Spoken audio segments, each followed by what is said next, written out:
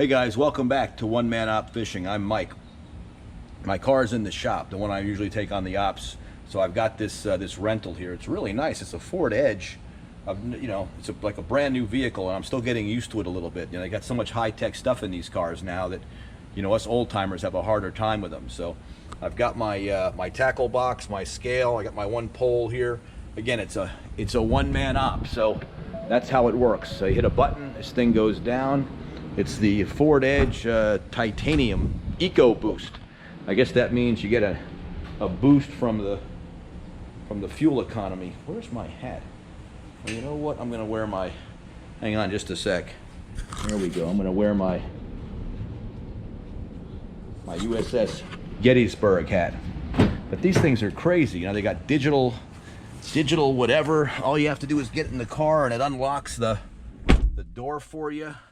Put your foot on the brake, you start your engine, car moves up, everything comes down. It's pretty amazing. So, there's the back of it.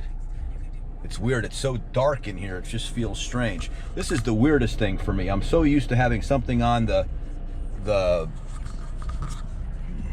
steering column to shift back in the old days, or having it as a shifter on the floor. But this one's got this weird dial, which is just so strange. It's going to take some getting used to, but I do love the camera out the back. That's just amazing. And again, not something I have in my Acura, but I'm going to be upgrading that very shortly. Don't have a choice. I think they're going to total out the car. Let me shut my all right, we're good to go.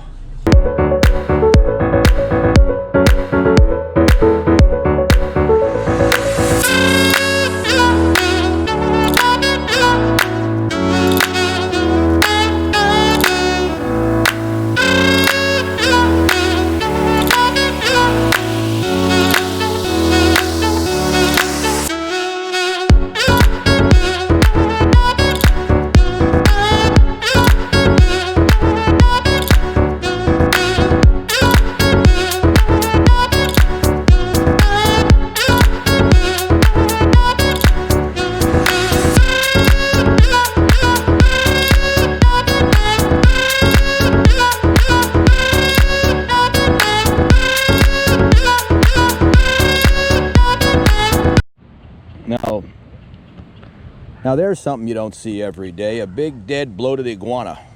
I don't know how he died. Maybe somebody shot him, maybe it was natural causes, but here he is floating in the water. Water's a lot cleaner today, thank God. Looks good. It's also gotten a little lower, so might be able to stand lower on the bank.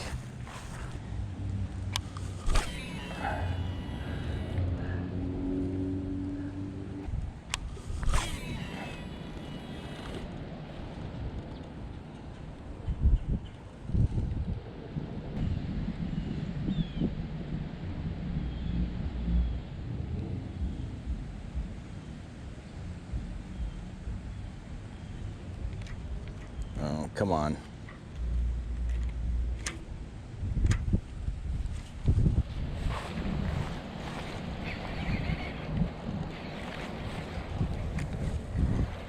Come on.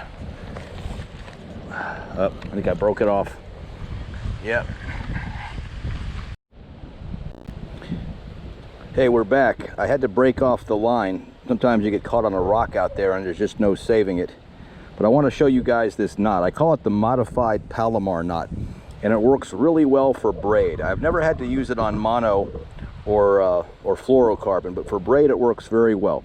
So those of you who know how to make the Palomar, you go through the hook, you go back through, and I don't know if I saw this somewhere else. I don't recall seeing it anywhere else. I think I just started doing it because it holds the knot better with braid. Okay, so you've got your Palomar going. Then instead of just going through one time, okay, this is thin line, I apologize, it's only 20 pounds. Usually I use 30 or bigger.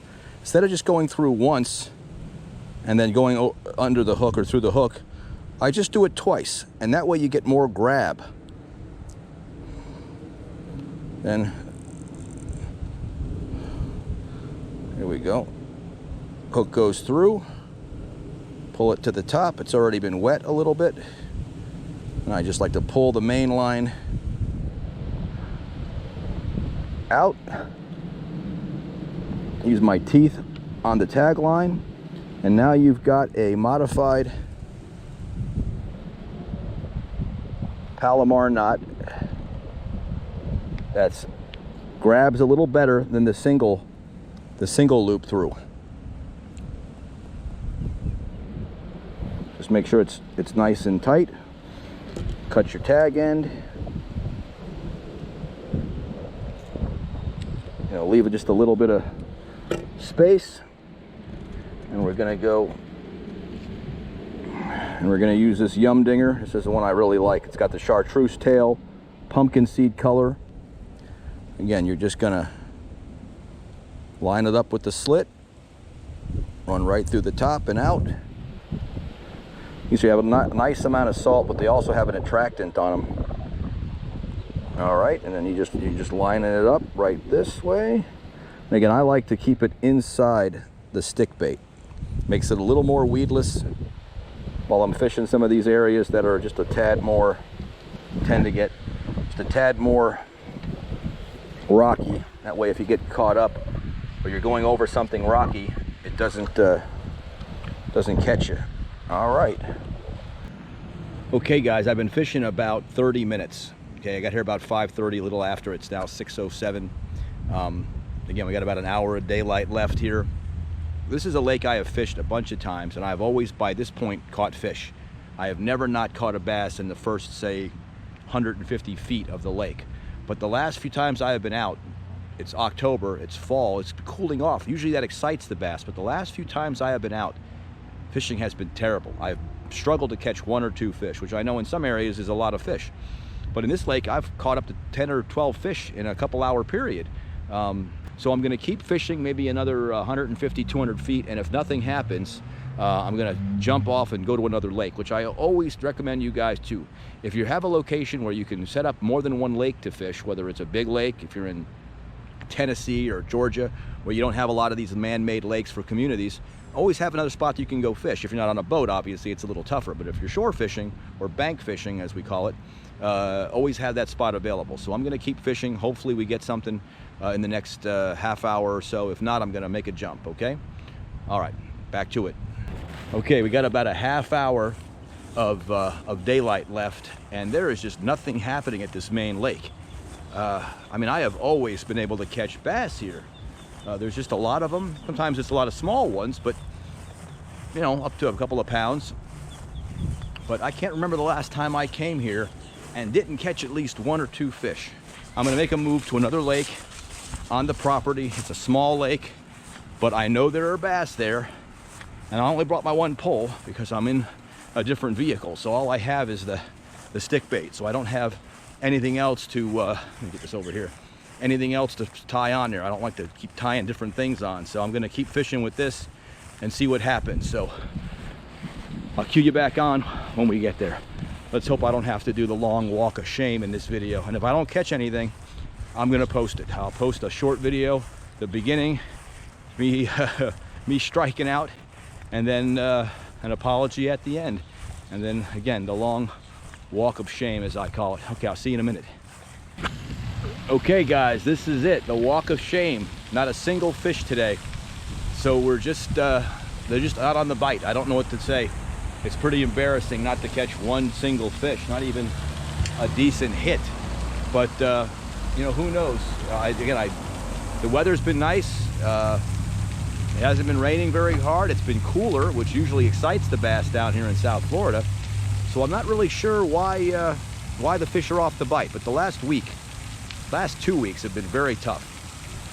And again, maybe it's just the fall transition. I'm fishing these lakes that are not very large, so it isn't like the bass are going from shallow to deep or deep to shallow. They don't have anywhere to go. They should still be here, but they're just not interested. So maybe they're feeding at night, feeding more in the morning, and I'm just not offering what they want. And I only had my 1 pole today, so I couldn't even change up to a frog or you know, a Rapala, some kind of a shallow diver might have been more entertaining. But I saw another guy fishing, and he hadn't caught anything either except one little fish. So neither one of us were doing very well. So this is the walk of shame. But what can you do? Sometimes you're just, sometimes you're the bug, sometimes you're the windshield, and today I was the bug and the windshield got me. So I'll see you guys next time. Hopefully we'll have better luck, okay? Have a good one. We'll see you next time. I am out of here, guys.